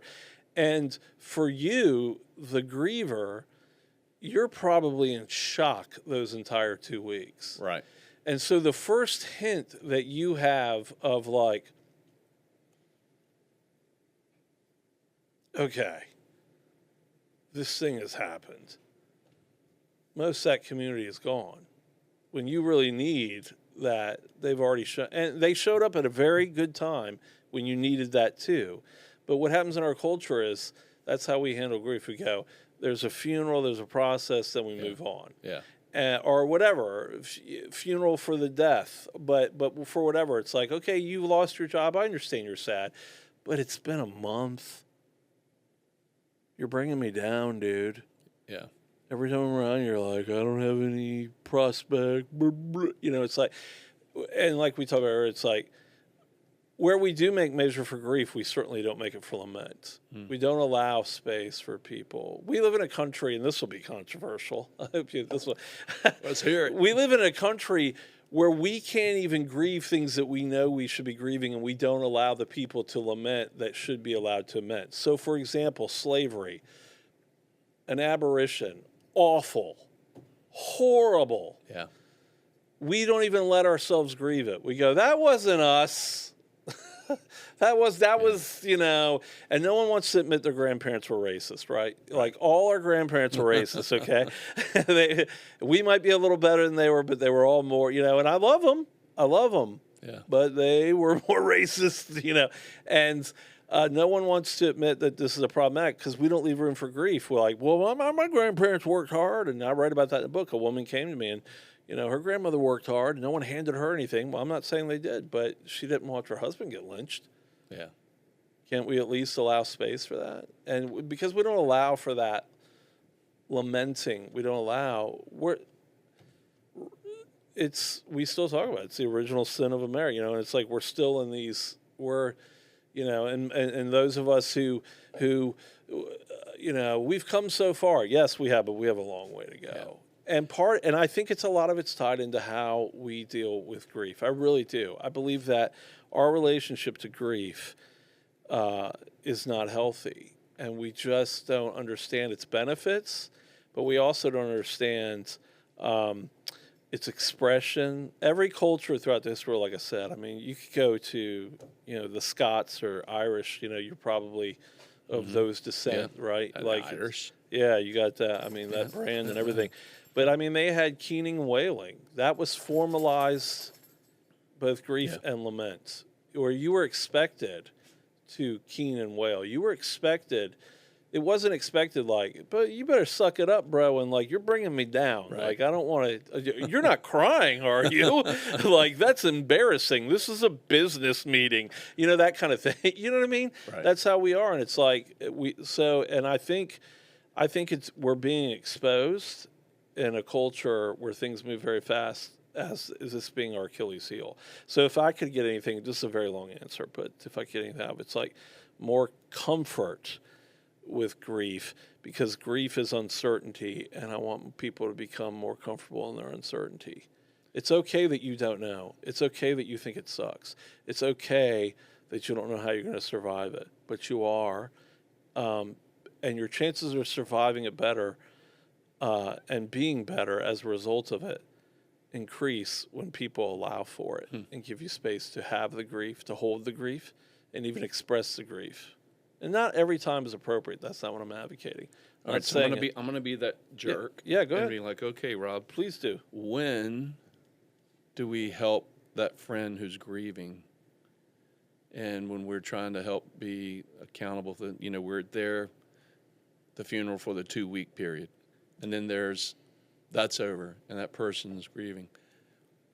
When do we step in and go, hey, But you said it at the beginning. pick up your big boy pants? Well, no, there's a time. Yeah. Sure. Those expressions exist for a reason. They're not, I mean, they're colloquial and some of them are platitude-like, but they have truth in them. Yeah, sometimes it is. Sometimes it is like, hey, I'm worried you're starting to feel sorry for yourself. I'm worried you're starting to play the role of the victim instead of, but here's what I know, two things. The answer to it is not is not acting like no one is ever victimized. That's where we get sometimes. Like, no one gets to be, you're not victimized, you know, blah, blah, blah, and, you know, and I'm going to show you how strong I am. Well, good luck, you know, whatever. But because victimization does happen. Now, I don't want anybody, including myself, to take on the role of victim where all I am is a victim. But I have been victimized by things. And it's okay to say that. Yeah. These things have created that. I don't want to become a victim. I don't want to become, that's not my identity. That's not a healthy identity. But ignoring it isn't going to make it go away. In fact, it's only going to bring it on probably quicker than it would be if I'm dealing with the fact that, okay, these things have happened. They are difficult. They are wrong. But yes, you're right. There is a time and a space. And I think that only comes when you walk with somebody in that journey. Yeah. Because what I do know is, like, there's just things we say all the time. I think our language really matters too. Like if you're, you know, are your mom and dad still with you? No. Okay. So like it would be asinine for me to say, man, I know how hard that is, dude. Gosh, that's so hard. I know what you're feeling. It's so hard. And you would say, really? When did you lose your mom and dad? No, they're still with me. Then shut the hell up. Yeah, right. Just say, because there's ways around it. You don't have to say, I know how you feel. You don't have to say, it would be better to say, I can't even imagine how hard you feel, but I'm here. Yeah. I'm here with you, and I'm going to walk it with you, because that's what you're going to get from. And that to me, like to be just, again, full transparency. When I got MS, I started praying about my MS. And you know what my prayers were, which a lot of my friends, and I've had many friends who are like, God's going to heal you. And I'm like, maybe. I'm open. I feel like God has told me that my body will be whole again, but it's not here. But I hope I'm wrong. Again, I hope I'm wrong about that. And I reserve God, you can change your mind if you want. I'm game. And I hope. But here's the thing I know is, like, when I prayed about consistently and deeply about my MS, what I felt like God, what I was getting back, which gets all weird, like, how did you feel like you got that, man? But it was like, I'm with you. And, you know, I was like, I wasn't happy with that answer at first. You know, I mean, I was like, yeah, I get thanks. But I was talking about that power you seem to have where you could make it go away. Right. Like, it's like, yeah, no, I'm with you. And as it turns out, 6 years into it, I'm going to take I'm with you. You know what I mean? Like, and I think that's how we have to show up in people's lives, because no one is going to, if someone walks in a room and I'm in grief and I met them a week ago and they go, dude, you need to put on your big boy pants. Unless it's a deep, profound Holy Spirit moment that we act like happens every 10 seconds. But I remind people, the book of Acts took place over 30 years, not 3 weeks, right? Like all those seminal things, that was a 30-year jaunt. It wasn't like everywhere the God guns were going off. And I mean, unless it's a Holy Spirit moment where God just uses that person to very bluntly speak powerfully into my life, they're probably going to get a fuck you. Right. You know what I mean? Yeah. If I don't verbally say it, I'm thinking it. I can tell you that right now. Like, who are you? Right. Off, man. You don't know a thing about me and what I've been through. And I don't think that's unreasonable, because I think that's actually a brazen thing to do to someone. That comes back to the word authority, though, right? Do they have the authority in your life? And what gives someone authority, in my opinion, is like you said at the beginning of the podcast, is like the check-in, the distance. If you have a long-standing distance with somebody, and if they've walked with you through things, they've earned authority to go, hey, man, far be it from me, but sounds like you're feeling a little sorry for yourself today, and I don't have it in me today to be cooperative with that. And you might still get a fuck off, man. You know, who are you? But they're probably going to be like, at the same time. And if somebody, and I tell my friends this all the time, like when we get together, and I think I told you, it's like, you're not my friend if you don't push back on me. So I always say to my friends when I'm talking about anything I'm going through, I'm like, I give you full permission to push back on anything. Doesn't mean I'm going to listen to you. It doesn't mean, but you're not my friend if you hear something wonky and you don't say, I hear you, but that sounds a little like, and I might agree with you. I might be like, it is, but it's the best I got today. Okay, I got that. Yeah. You know what I mean? This is the best I got today. Best I got today is, this sucks. Okay, Yeah. I get you. Yeah, it does. It makes sense to me because you used the example of my parents. Like my mom and dad have both been gone 10 years plus now. Sorry. But I'm good with it today. But when you bring it up, Yeah. thanks a lot, Rob. No, I'm kidding. Yeah. But no, I can have that moment of like, man, you just brought a memory back of grief where I can grieve in that moment. You didn't even see it. You didn't see it happen. I felt it. I had that moment. But it's anything after the but usually stinks. Not in this case. It's I've learned to embrace the grief. I've learned to be able to go. But you still carry it, and that's okay. Yeah.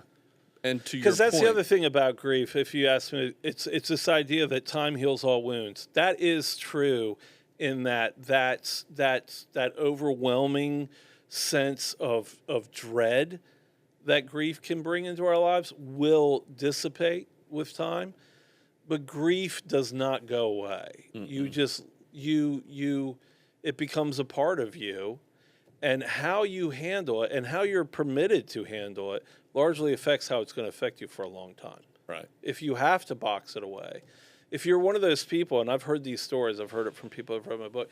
I've heard stories of someone who has said, my father had died, and I was going through my father's things, and I began to openly cry and sob. And my husband said, stop doing that, you're embarrassing me. Oh, jeez. Yeah, that's horrible, but it's real, because that's our culture. Yeah. Whoa. Get yourself together. This is not the place for that. It's like, well, where is? Yeah. And this person's response to it was, I don't care. My father's dead, and I don't care. Because grief, and that's one of the other things is, grief is the most authentic thing you'll experience in your life, because it's more authentic than love in some ways. You can always tell when someone's in love, but they can still be bashful about it, right? But not real grief. Yeah. If someone's really grieving, they don't give a shit if they Yeah. look like a fool. Yeah. They just don't. It's a That's great when you point. know grief is real. Yeah. When you're like, yeah, I don't care. I don't care what you think. I'm overwhelmed Yeah. with this.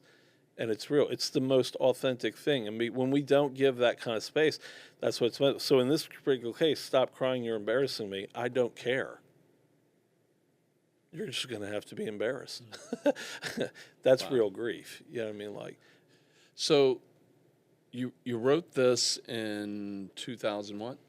I released it in 2023, and I probably wrote it over the 3 years from 2020 to 2023. Some days were, I say that in the preface, some days were much better than others, like. Well, I'll do a shout out real quick. Jake, you've got it up on the screen there. Here it is on the table. Robb Overholt, Grief, Meditations on the Struggle to Embrace Life's Troubles. And they will be there. Yeah. It's as consistent as And I mean, anything that's like- one of the things in the book I tried to write about. Like, I didn't write, this book really deals more with the grief of our life that isn't necessarily death related. It certainly could. And I have a death in my life that was profound when I was 12 that I do write about. But it's also like all the things that all the troubles that come that we just suck it up. It's like, and there is a time, there's a place. I'm not saying there's not. I'm just saying, again, to the point we're making, the truth is bigger than that. So if it's never the time, you're in trouble. Yeah. Like if you never make time, winter will come to your life whether you like it or not. Like it's one of my things is I wrote about Austin. I lived in Austin, Texas for a little over 7 years, and actually the winter I left, they had horrific storms in Austin. and in Central Texas, where it was below freezing for like 8 days, 7, 8 days, which is unreasonable there. And there were all these deaths, and it's like most people live in Texas because they don't want that, and kind of the idea in a rather blunt way is like, well, just because you don't want it doesn't mean it's not coming sooner or later, and just because you've gone to great lengths to go, I've made my life so I don't have to deal with winter, it can still surprise you. Yeah. It can. Does this tie in any way, Rob? Thinking through that story and your time in Austin, it took me back a few years before that, early 2012, 13. I can't remember off the top of my head, but you'd written another book. Yeah. And it was really you were bringing it to a musical Yeah, I was doing concept corporate. and doing Yes, corporate yeah. training. Remind me again that book. That was called The Keys of Change. Is that on Amazon? I think so. I think it's out there somewhere. Yeah, let's But throw that up there. is Keys okay. of Change. Okay, if I had to say book 1, certainty, Uncertain. book 2, uncertainty, and getting What's the third one going to be? If I had to guess right now, I don't know, but if I had to guess, it's probably going to be something about stillness and learning how to be quiet in a loud culture. Yeah, that'd be my guess, because I like that thought. that's literally what I'm learning in my life is how do I find. Yeah, that was the original book. The Keys of Change. And I Here can't we go, we got lie. it here. I'm nothing if not authentic. I'm not terribly proud of this book. It's It was cool. I went to see your release at Evangelista at the yeah, it's a real estate. real estate place. Yeah.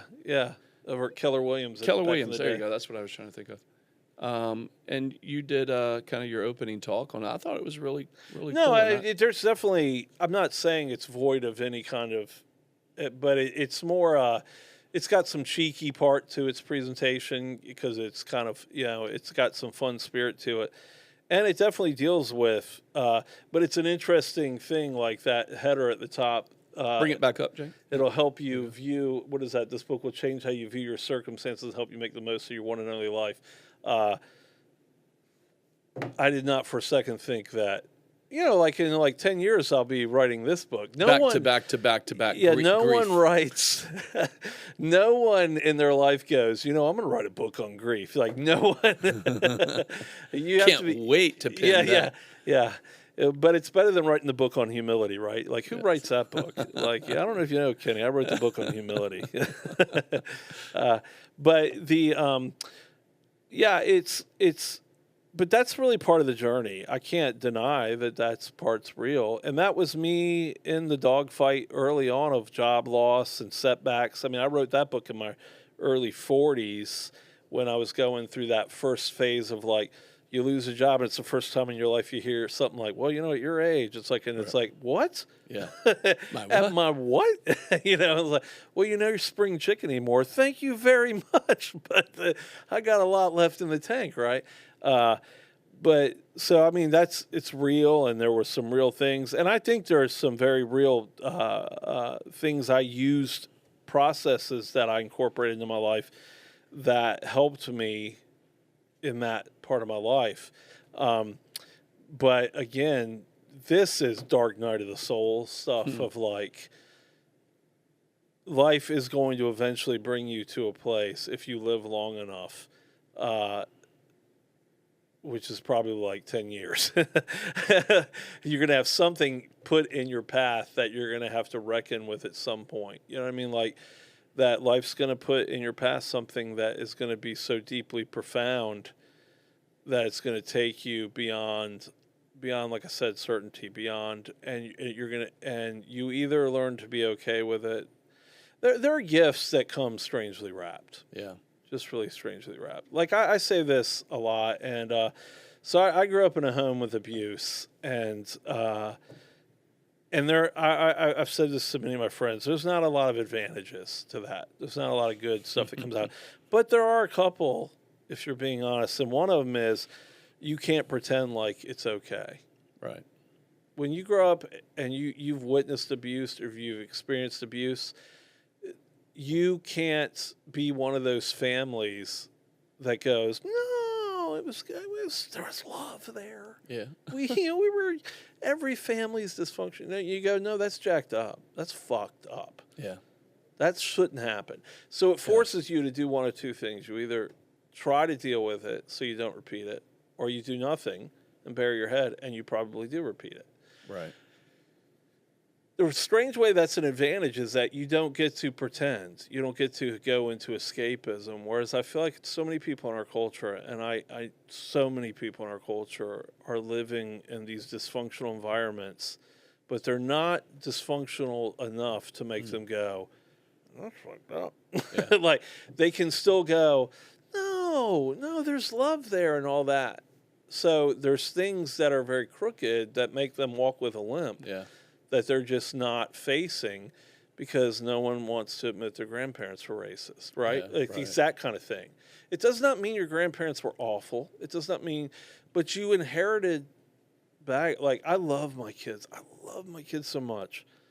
And I want to believe I was just this amazing, and I think I have been a great dad, but I also think I've given them limps, Yeah. And I didn't mean to. Right. It happens. Unintended Yeah, consequences. they got, of- and I hope that, and I've had to be honest with them and say, yeah, I did. I think yeah, you're gonna have to fix that. You're gonna have to go after that because I don't even think my advice I gave you was good. Do you know what I mean? Like, you taught me, and that's one of the things. Trying to walk with enough grace and humility to say, my kids have taught me. In fact, I say this a lot. Like, I hope we're just at an even.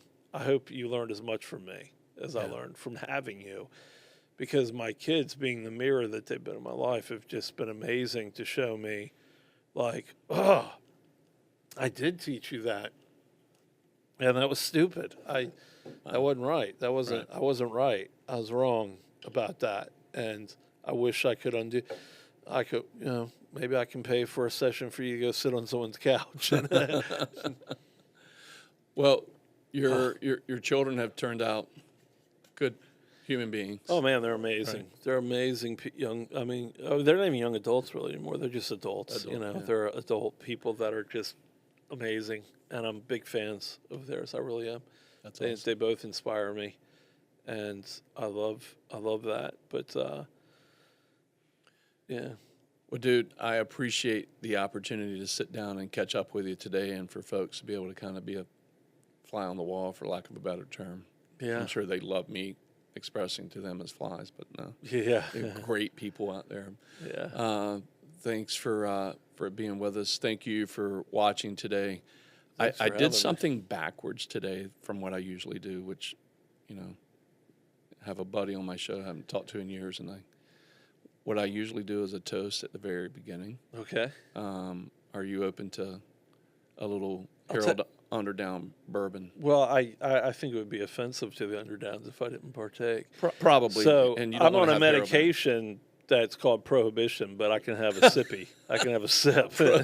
Yeah. Is it really called that? No, but that's essentially what it's called. It makes alcohol have much different zany effects than it already has, right? We'll do that. That's perfect. That good? That's perfect. And I already did a toast today, but we'll Is do this the kind of thing that this is? Oh yeah, you could run a vehicle on All that. right. That's fuel, Fuel right there. right That's there, what that man. is. So I'll tell you a quick story. Some of you out there have already heard it, but Harold came in. We did an interview, and at the end we threw a quick one on him. We said, "Hey, we're going to do a taste test, blind taste test. You got to pick out 4 branches." And I said, "Here's my commitment to you. You pick out your bourbon, and I promise to do a toast every show for the next year only with 4 branches." Yeah, he did it. Dude got it. And did it. He knows he, his- he was nervous. He literally knows the stuff, then, right? And then but he not only picked 4 branches, he picked the other bourbons, and we threw him a curveball, and we put a scotch in there. That was the first one when he did the sniff test. He Oh, went, yeah. "That's not a bourbon." Yeah. Well, He's Scotch. Scotch. This is what as much as I admire the Scots and I love Scotland and I want to be a Scot. I'm a wannabe Scot. is is if drinking Scotch is a measure of a man, I am not a man. Okay, I don't have any problem saying it's like that. No, that is. My favorite Scotch is it's a blended Scotch, and the guys who tell me that you're not a real Scotch drinker if you drink blended Scotch, but it's Blue Label, Johnny Walker Blue Label. It's my favorite to this day, and I love that peaty, but it has to be balanced. You can't do too much. You just use a Scotch term in peaty that to me I hear like what's the 87, 89, 93 in fuel? Yeah. Yeah, The proof or the octane or yeah, the octane. That's all I hear. Peaty, I hear. What octane grade is that? Yes, sir. Yeah. So Harold did it. This is a toast to all of our vets. Here. Gold Star moms, those who have served and made an ultimate sacrifice, and those of you that are still serving, and the moms of dead back home who are serving alongside our soldiers, sailors, Marines, Coasties, Airmen, Space Force, the whole group of you. Cheers. Here.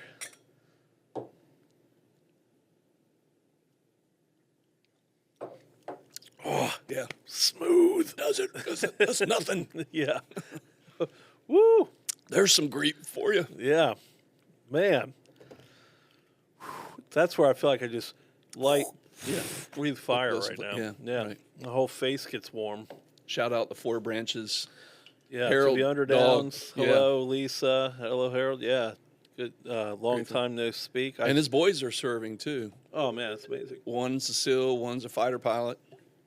Wow. And they're going for it. So, yeah, I haven't seen them in a long time. Occasionally, I think, to be honest with you, I don't really read my Facebook feed very much anymore because it's sort of a downer. Yeah. But occasionally I go on, and I think I see Lisa. I think I've seen her actually post about Four Branches, which is really cool.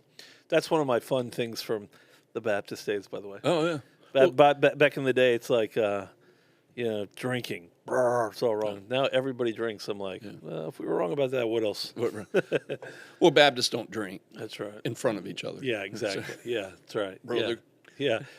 Great seeing you, man. Love you, man. Yeah, love you too. Thanks for. Shout out to the pup back there. Yeah. Who's been so good this entire time. Yeah, my service pup. Can we bring her up? Say hello. Come on, Z. Come on, Z. She has been so patient during our long-winded Come here. Come on. diatribe here. Up. Can you see her? Can everybody see? Oh, there she is. Yeah. Yeah, this is Ziva. She's amazing. Dutch she's Shepherd. my Dutch Shepherd, and she is amazing. She got up once, and I was like, uh-oh, I think it might be bathroom time, but she was just checking on you. Yeah, she's checking on me, making sure that I'm good. Yeah, she's crazy. I mean, we could do a whole podcast on just be more like your dog. You know what I mean? Like, because really her humility, her power, and her sheer force and how she humbles herself to just serve me, it's so beautiful. On some of my just weird days, I'm like, man, Ziva is just such a great picture of like humbling yourself and saying, I'm not going to use my power corruptedly against you. I'm going to use it to serve you. It's so beautiful. Picture of God there, man. Yeah, that's awesome. Beautiful.